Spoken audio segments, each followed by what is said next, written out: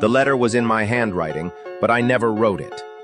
It started with a journal, a leather-bound one I used to take everywhere, filled with random thoughts, sketches, dreams, secrets, my real name, my family's address, my nightmares.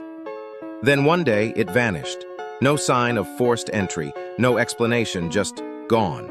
I told myself I lost it, moved on, changed cities, new number, new name. Paranoia faded, until the day I decided to hitchhike. It was supposed to be quick, harmless. Then a rusty pickup pulled over. Driver was clean-cut, maybe mid-50s. Kind smile, called himself Gary. Something about him felt off, but I was tired. I got in. The truck smelled like bleach. There were deep scratches on the dash. He asked weird questions about fear, about loneliness. Said I looked familiar. I lied, told him my name was Jess. He kept tapping the glove box. Then I saw it, a hunting knife, tucked beneath the seat. Blood dried on the grip. I kept my cool, laughed at his stories, waited. At the next gas station, I told him I needed to pee. He leaned in close and whispered, "Don't run, Jess. I hate chasing." I ran anyway. The clerk locked the doors. Cops picked him up an hour later. 6 women, missing. I was supposed to be number 7. A month later, I got a letter. No return address, just my name, my real name, on the envelope. Inside, "You're smarter than the others. I miss your writing. G." But what shook me most wasn't the message. It was the handwriting. It matched mine, exactly. Every curl, every cross, every loop. Like I'd written it myself. I tore my apartment apart, searched for cameras, voice recorders, nothing. But I couldn't sleep. Couldn't stop thinking, how did he get my name? How did he mimic my handwriting? How long had he been watching me? Weeks passed. Then, last night, 3 knocks, slow, measured, like they knew I was home, like they wanted me to listen. I looked through the peephole, no one, but taped to the door was a single sheet of paper, blank, except for one line, written in my handwriting. "Why did you stop writing, Jess?" I inherited a mansion. I wasn't the first. I inherited a mansion from a grandfather I never knew. No one even told me he existed. Just a letter from a law firm saying the estate was mine. It's massive, dusty, frozen in time. Old family portraits everywhere. None of them look like me. The third night, I heard footsteps, upstairs. Heavy, but I was alone. I followed the sound to the attic. Found a locked door hidden behind shelves. The key, duct-taped under a drawer in the study, like it was meant to be found. I opened it. There were bodies. 4 of them. Mummified, bound, faces twisted like they died screaming, and on the wall behind them, scratched into the wood. "He chose you next." I ran, called the cops, but when they arrived, the room was gone. Just insulation and rafters, like it was never there. I tried to leave the house that night, couldn't. Front door won't open, windows won't break, and now, every time I walk by a mirror, the portraits in the halls are changing. Each night, one of them looks more like me. I got a flash drive. My brother got $10K. I think I wasn't supposed to see this.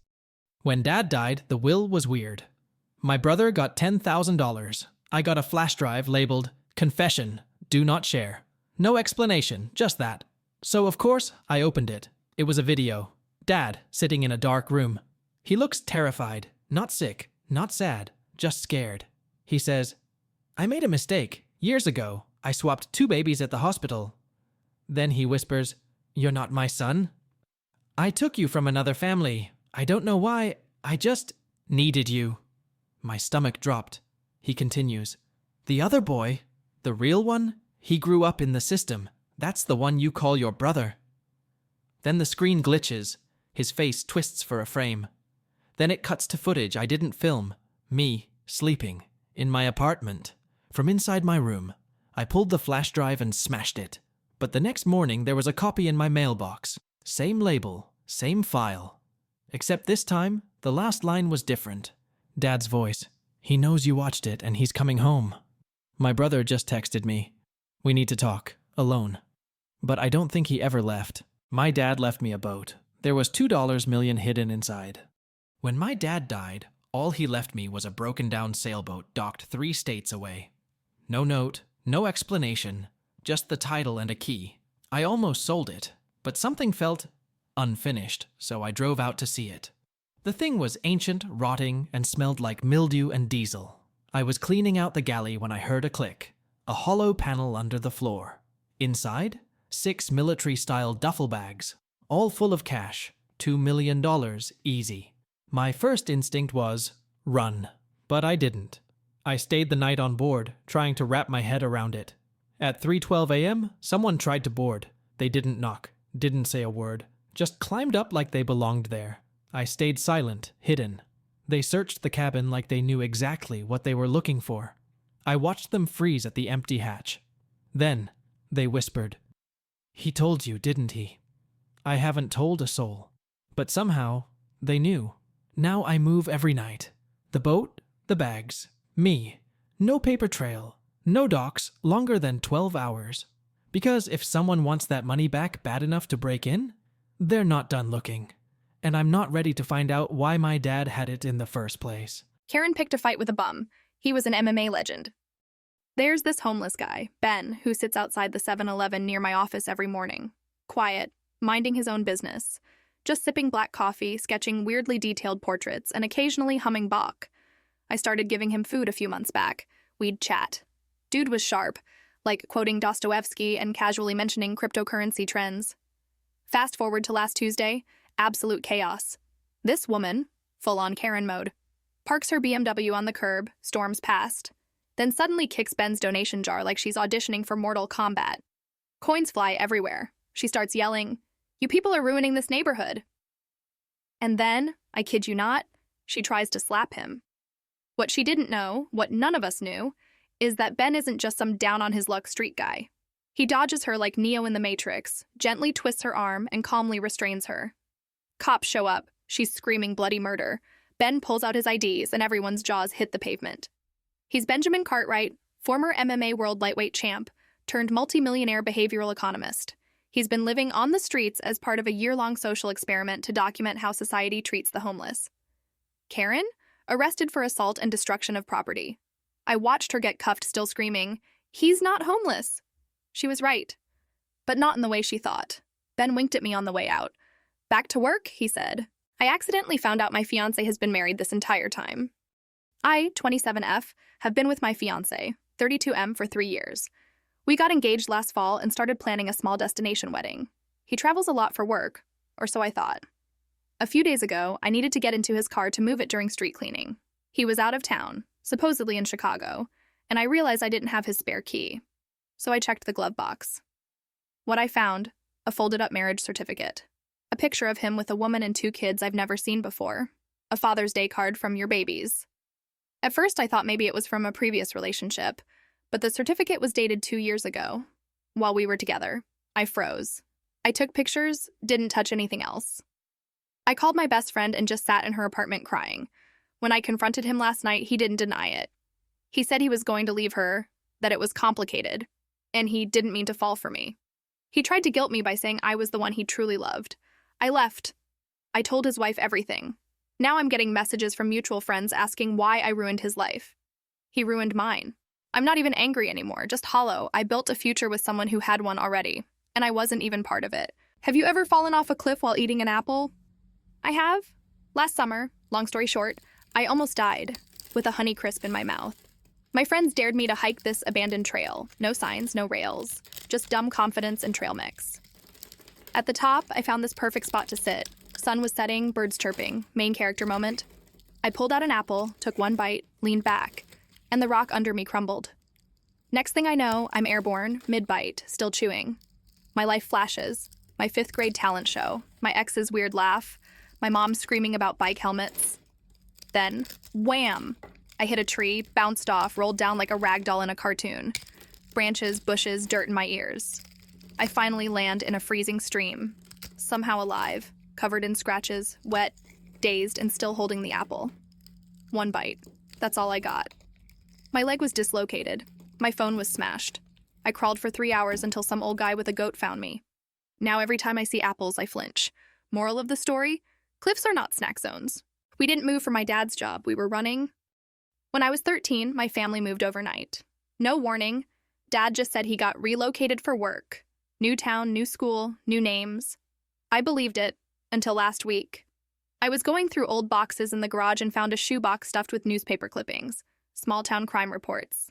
One headline stopped me cold. Local boy found dead near quarry, no suspects. The photo? It was blurry, but I recognized the hoodie. My brother's hoodie. I confronted my mom. She broke down instantly. She said my brother and that kid were playing near the quarry. There was an argument, a shove. The boy fell. He didn't come back up. My parents panicked. They bribed a deputy, packed the house overnight, changed our last name. Started over. But here's the thing, my brother doesn't remember any of it, or says he doesn't. Last night I woke up to him standing by my bed, whispering, "Do you think he screamed when he hit the bottom?" I haven't slept since. No one talks about my great-aunt. Now I know why. When my dad died, all he left me was a broken-down sailboat docked 3 states away. No note, no explanation, just the title and a key. I almost sold it. But something felt unfinished, so I drove out to see it. The thing was ancient, rotting, and smelled like mildew and diesel. I was cleaning out the galley when I heard a click, a hollow panel under the floor. Inside, 6 military-style duffel bags, all full of cash. $2 million, easy. My first instinct was, run. But I didn't. I stayed the night on board, trying to wrap my head around it. At 3:12 a.m., someone tried to board. They didn't knock, didn't say a word, just climbed up like they belonged there. I stayed silent, hidden. They searched the cabin like they knew exactly what they were looking for. I watched them freeze at the empty hatch. Then they whispered, "He told you, didn't he?" I haven't told a soul. But somehow they knew. Now I move every night. The boat, the bags, me.